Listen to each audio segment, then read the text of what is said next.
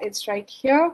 And the reason we wrote this book is because we wanted to raise financially grounded kids. We wanted kids to know what it is to learn the value of money, to realize where money comes from, how to handle it when they grow up.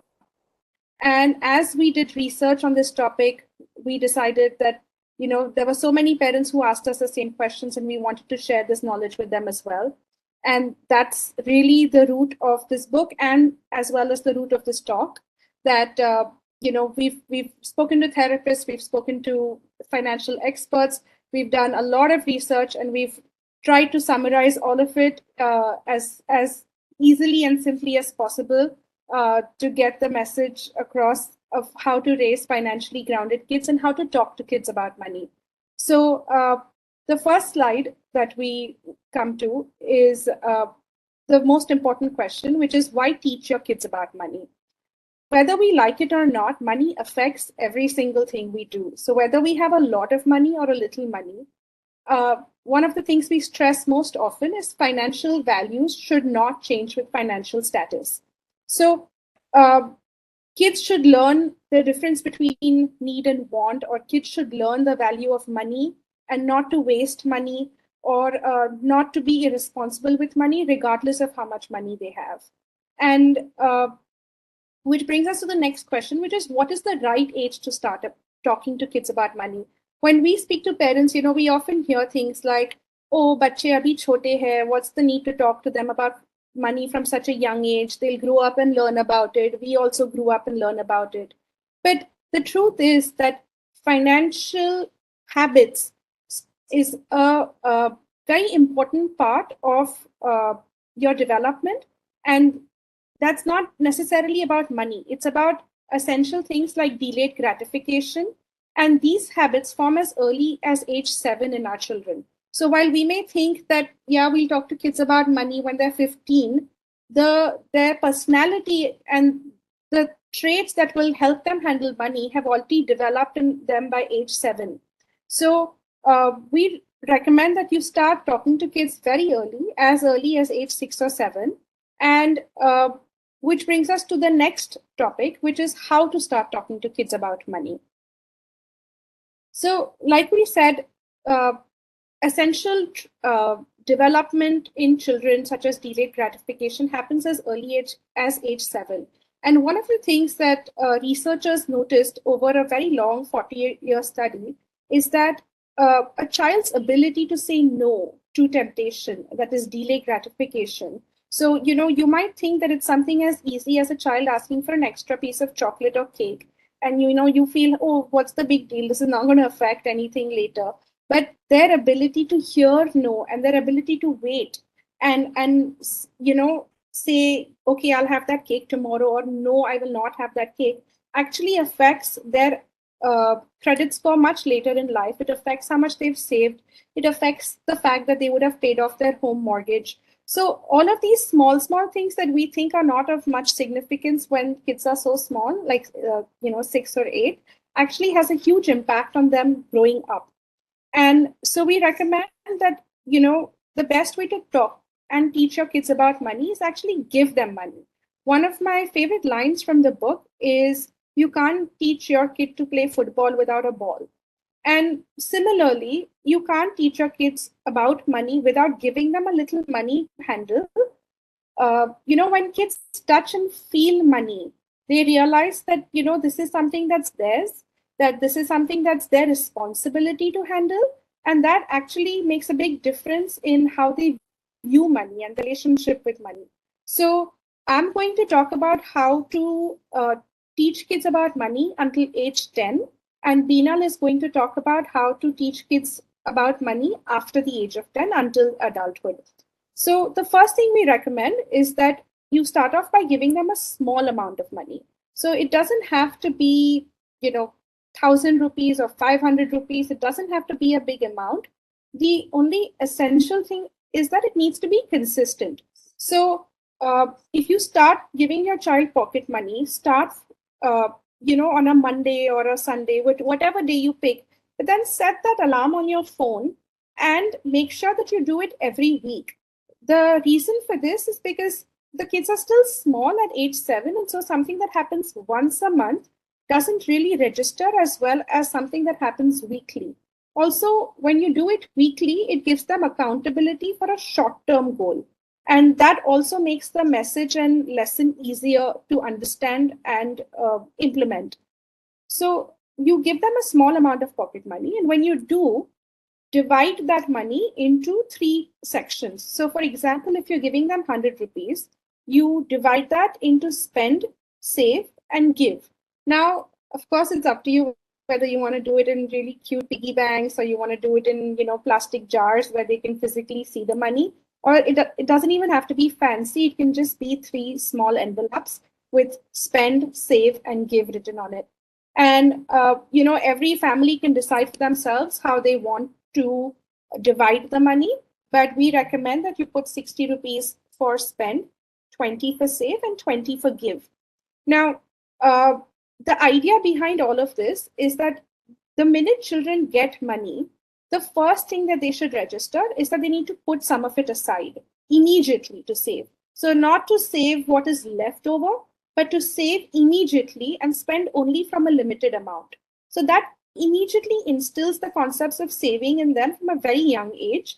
And this is what we hope they will do even as they grow older and start earning money, whether it's their own business or salary or however, their first instinct should be to set aside savings. The second thing we do is we recommend that you also do a give envelope. Now, uh, again, this is up to every family, but we really think that when kids are taught to appreciate how much they have and how blessed their lives are, it instills gratitude. And there is a ton of research out there that shows that gratitude actually creates a feeling of abundance.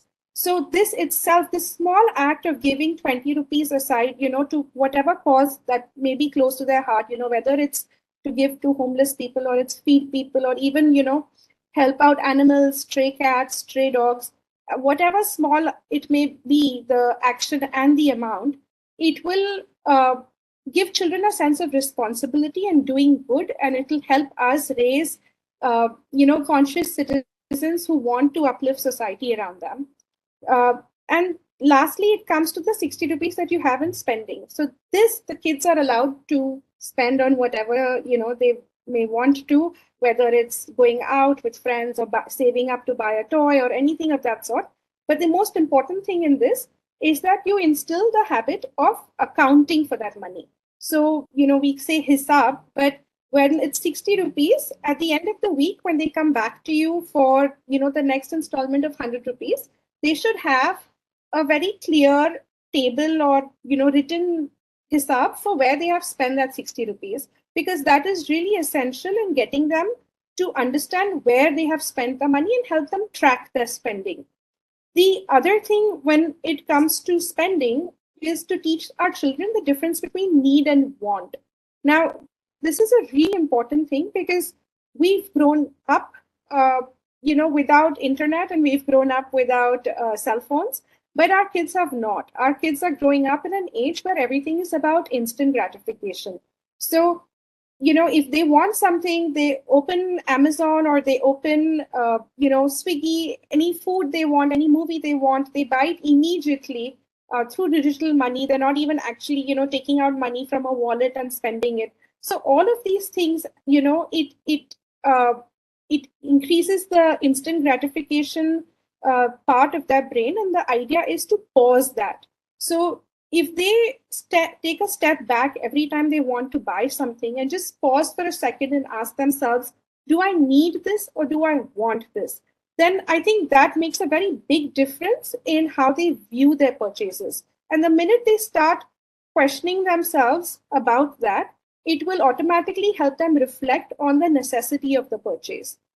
Uh, then what happens is that when they've differentiated between need and want, they learn to allocate resources first to things that they need. So whether it's books for school or stationery for school or, clothes for that are essential for them. So the money instinctively goes first for need, and then, expenses that are wants, like let's say an extra chocolate or a toy or going out with their friends for coffee, then those categories go into want.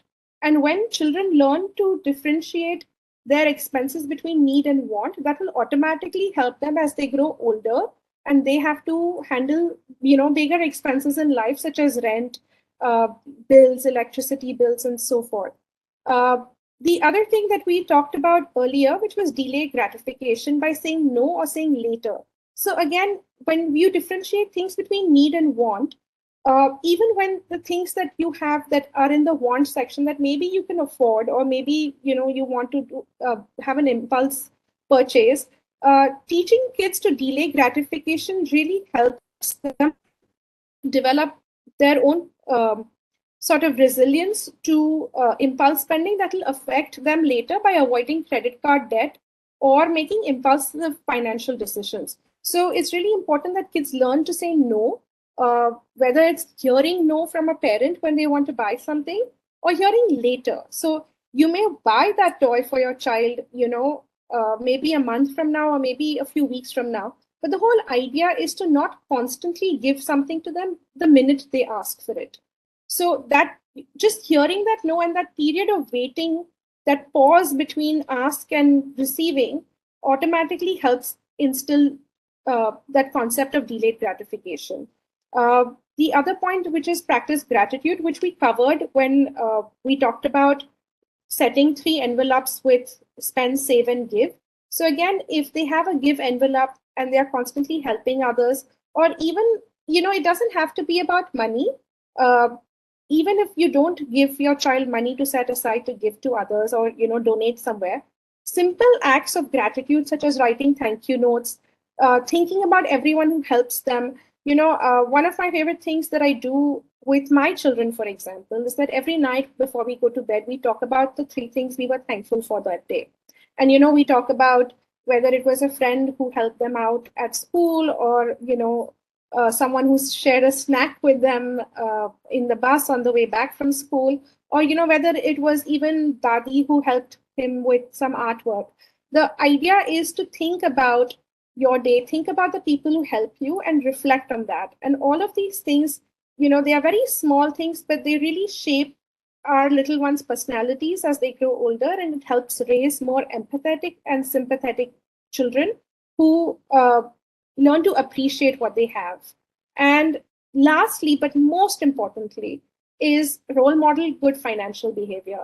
And really, we cannot stress this enough. One of my favorite lines from the book is, children will do what you do, not what you say.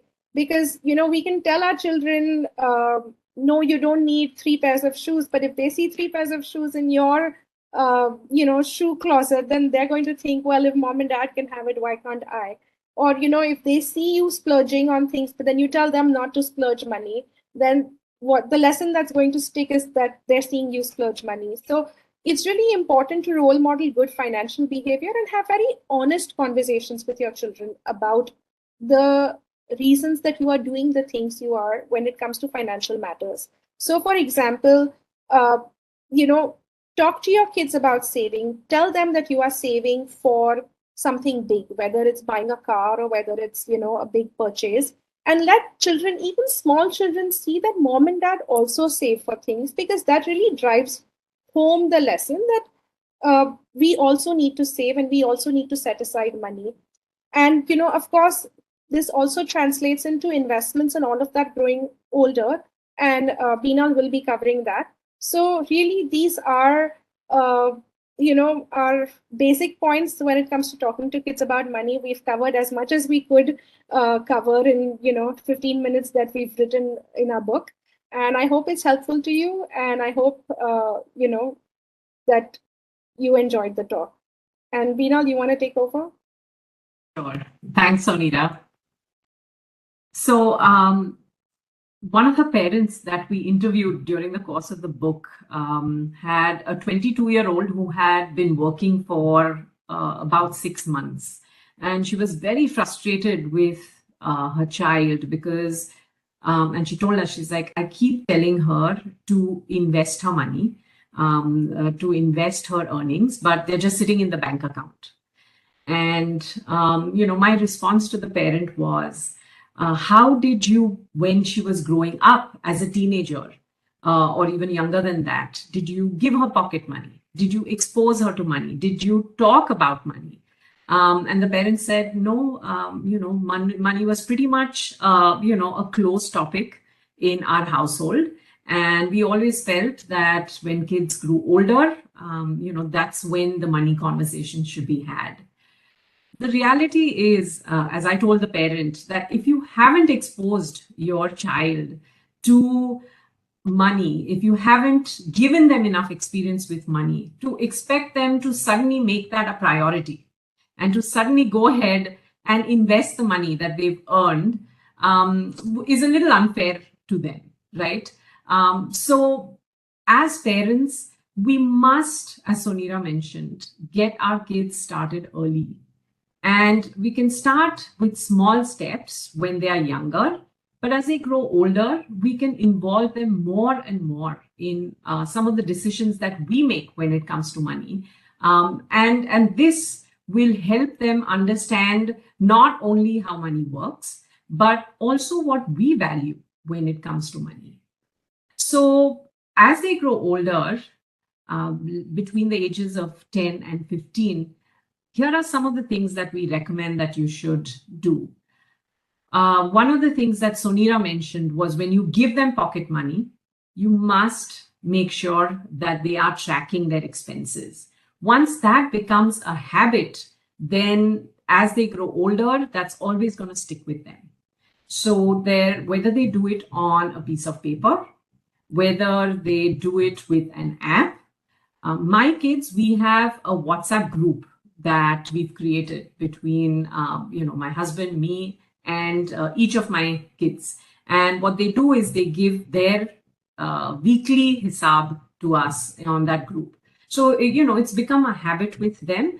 And sometimes they do forget, but then we go ahead and remind them to keep doing it. My older one, who's 18 and who's gone to college, now does it fairly regularly. She misses sometimes, but because this has been a habit with her and we've cultivated it for so many years, it does come a lot easier to her as she's become older. The second is, I know as all of us Indians, we are savers. And when we get money, whether it's money from our grandparents or whether it's Diwali money, as parents, we do tell our kids to save, right? But we must also teach them the right way of saving.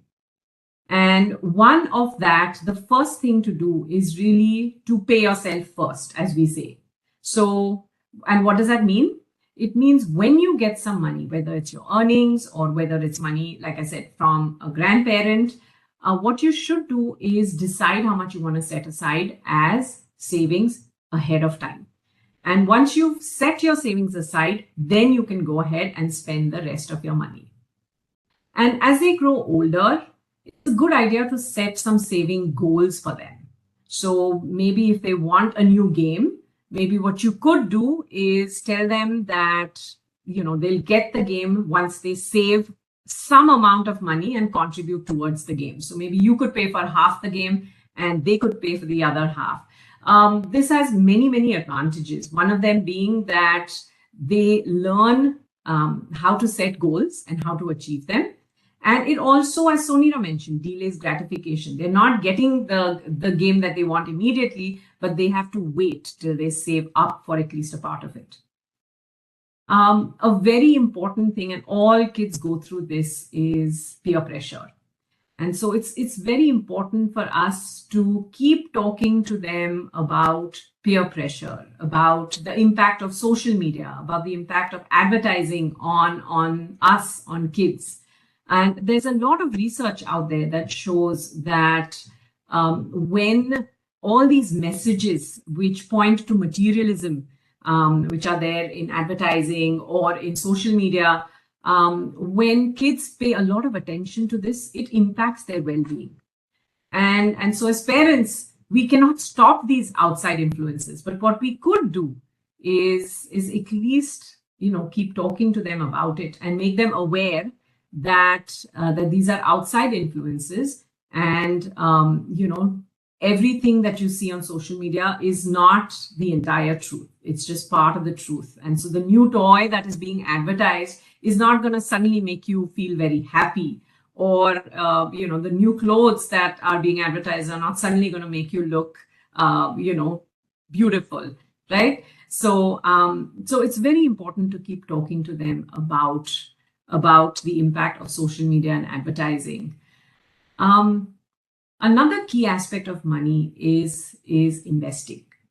And most people start investing after they start earning, and that too much after they start earning. And I know Soneera's story is very similar to mine.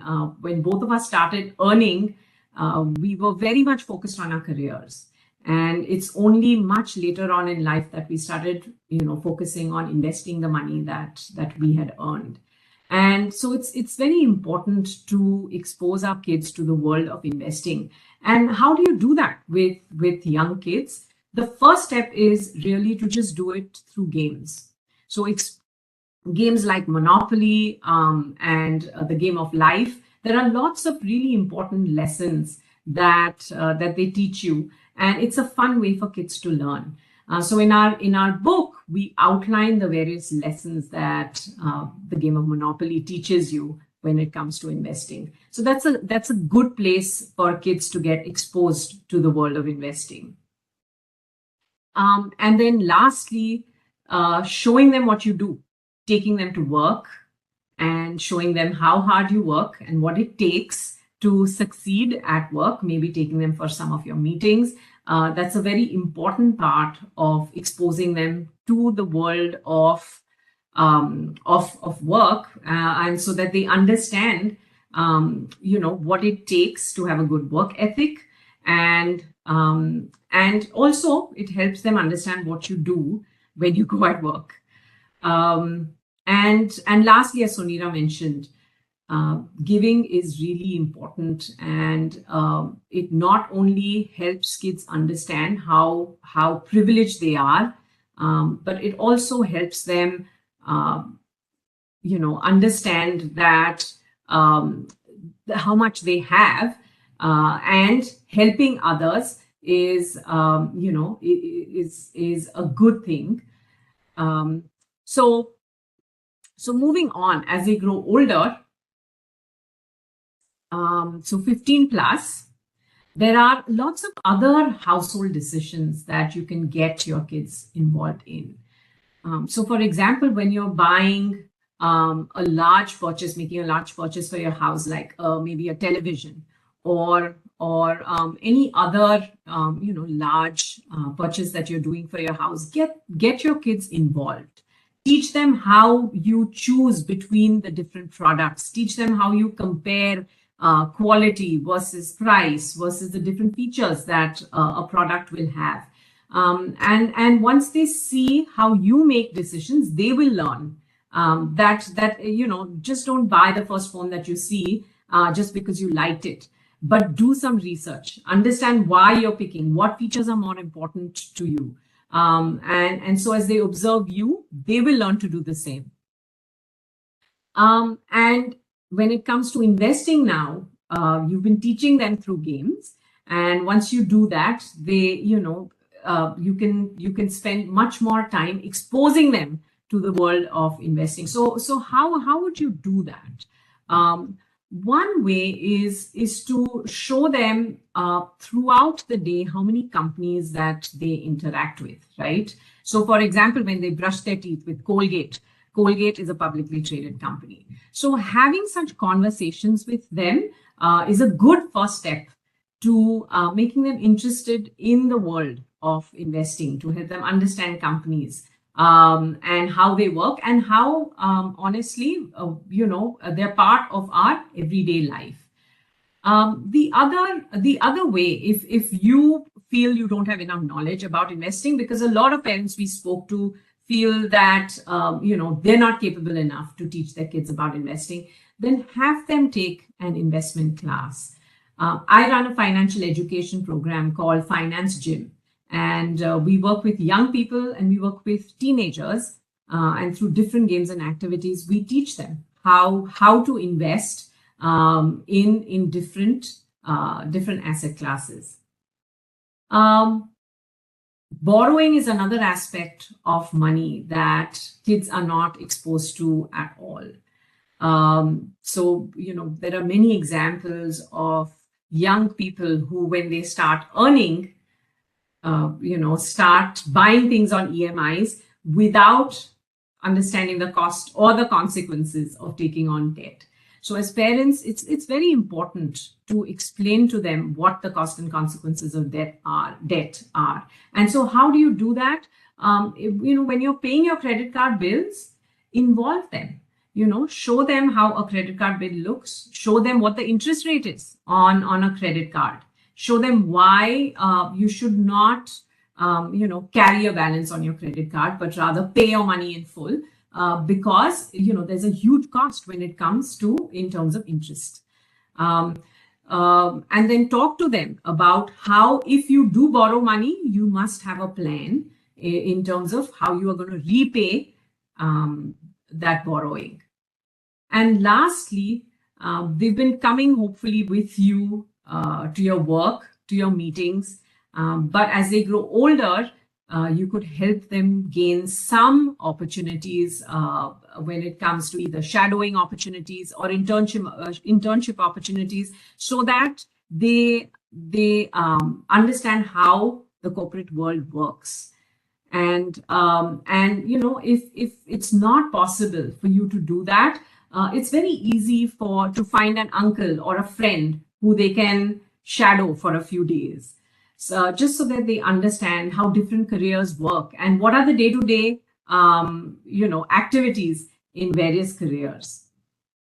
So with that, we've tried to cover, a very, very, very quickly, a few things that you can do with your kids as they grow older. But there is a lot more in our book called Piggy Bank to Portfolio. It's available in bookstores as well as on Amazon or Flipkart, and you can buy the ebook on Kindle.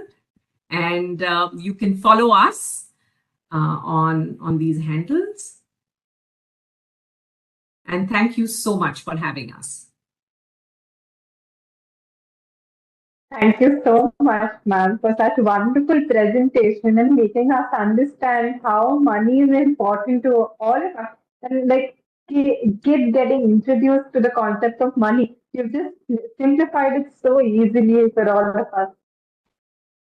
So moving forward with the questionnaire session or the interactive session for today. First question to both of you, ma'am, is that how did you develop this interest in finance, and what made you think that we should put this book forward for parents and children to understand the concept of money? I'll go first. I'll go first. So, as I mentioned earlier, I run this financial education program called Finance Gym, and I've interacted with thousands of young people through this program. And what I have seen all the time and every time is every young person who's interested in understanding how money works, in learning how to invest, comes from a household where these conversations are encouraged and where these money-related habits are inculcated from a very young age. And there's also a lot of research that shows that parents are a very big influencer when it comes to teaching their children about money. And I have two teenagers, and I've learned a lot of things from them. And so between Soneera and I, we've tried to put down all our learnings into this book. And hopefully it'll help a lot of other parents. What about you, Soneera? What are your views on the question? So, I have an undergraduate degree in finance, but what they teach you in school and college is how to read a balance sheet. They don't teach you the basics of money, which is how much you should save, how much you should invest, how to do it. And when I started working and I had my first job and I started making money, I didn't know what to do with the money. And it was a pretty steep learning curve for me to figure out how to handle my money. And when I had kids, I didn't want them them to make the same mistakes I did. And I wanted them to have a much more holistic view of money rather than just, something that they would learn about when they start earning themselves. And that's pretty much the inspiration for the book. Correct. That's absolutely great. A question to you, Binal ma'am, that now that you have young adults with you, so can you tell me what any particular experience that you found of your children in relation to money, and what was your experience, if there's any particular about it? Um, so let's see. So, I mean, one of the things that I mentioned, which we are very particular about, is making them track their money in detail. So, they've and we've inculcated this habit from a very young age. So, we've given them some money to handle, and they learn to keep track of it, and we've stayed with that throughout. And I can see in my older one, even though she'd rather not do it, it's almost a habit now where, I can see that she doesn't love tracking, keeping track of her expenses, but, she does this on a regular basis. The other thing is we have when they were 12, my younger one is 13 now. We've our dinner table conversations have we've had many because both my husband and I have worked in the financial services industry. So a lot of these dinner table conversations have been about different companies, how they work, how we evaluate them, how we look at the economy. So we have a lot of these conversations which the girls are listening to. They ask lots of questions, and we take the time to explain different concepts to them so that they understand. And I can see, that they're very curious about just learning about how money works. And, certainly we've encouraged that curiosity. That's a wonderful idea, ma'am. Like the path that you have approached is really very, first it's interactive also, and the children must be knowing a lot by now. So, a final question to you, ma'am, Soneera, ma'am, that in your conversation you spoke about gratitude. Like kids should have gratitude. So, why do you think that it is important to have gratitude, and how does it help to give back to the society? So, first of all, there's a lot of research out there that shows that gratitude, when practiced daily, creates a feeling of abundance. And I think that's really important to help children, especially in an age where they are constantly bombarded with social media and influencers and friends who with brands and all of that. So it instead of creating a buy mentality, if they just take a minute to pause and say, I am really thankful for what I have, and I am grateful for all these wonderful things in my life, then I think that really helps the peer pressure angle of things as well, and just sort of helps them realize that they already have a lot and they don't need to compete with others. So that's the number one thing. Second is, there's a lot of research out there that shows that there's something called a helper's high. When you do good for Right. others, you help other people out, you feel really good. It gives you a high. And so, if children can learn this from a young age, if they realize that helping others makes them feel good, then that's something that they would grow up to do naturally. And that's something that we all need in society, right? As people who are helpful, Correct. and whether it's neighbors or whether it's a bigger project, it just teaches them to be responsible citizens. So, in all ways, gratitude and giving are really just such founding stones of, I feel, raising good, grounded children. Absolutely, ma'am. Binal ma'am, you can stop presenting the presentation. You can have you on a bigger screen. So it was indeed a very intriguing session for me also, because we got to know both from a perspective, like a parent for young toddlers also, and for young adults also, how they can manage their money. So With this, we'll move forward towards the concluding note of today. Firstly, I thank both of you for attending today's session. It was a pleasure being part of this session. It will be a great pleasure to read this book also. Our audience can get their copy of the book from the links provided in the description or visit a crossword store in their city. The session was supported by Juggernaut Publications. You can get your copy from Juggernaut website as well. A must-read book for all the parents and the children as well. Wish you all a happy reading, friends. I once again thank both the audience and our speakers for today. Get ready for the quiz based of this session and visit www.oclfnagpur.com to participate in a quiz and win exciting gifts and prizes. A gigantic Orange City Literature Festival will be back in November 2022 in Nagpur, the city of oranges. Get ready for the physical fest in the coming winter, attending awesome sessions and interacting with your favorite authors. Keep following us for the updates of the Festival of Words. Thank you so much. Thank you so much, ma'am, for Thank you. attending this Thank session. you. Thank you so Hope to much. see you in the OCLF in November. I hope so too. Thanks. Thank you. Bye. ICT? Yes, ma'am.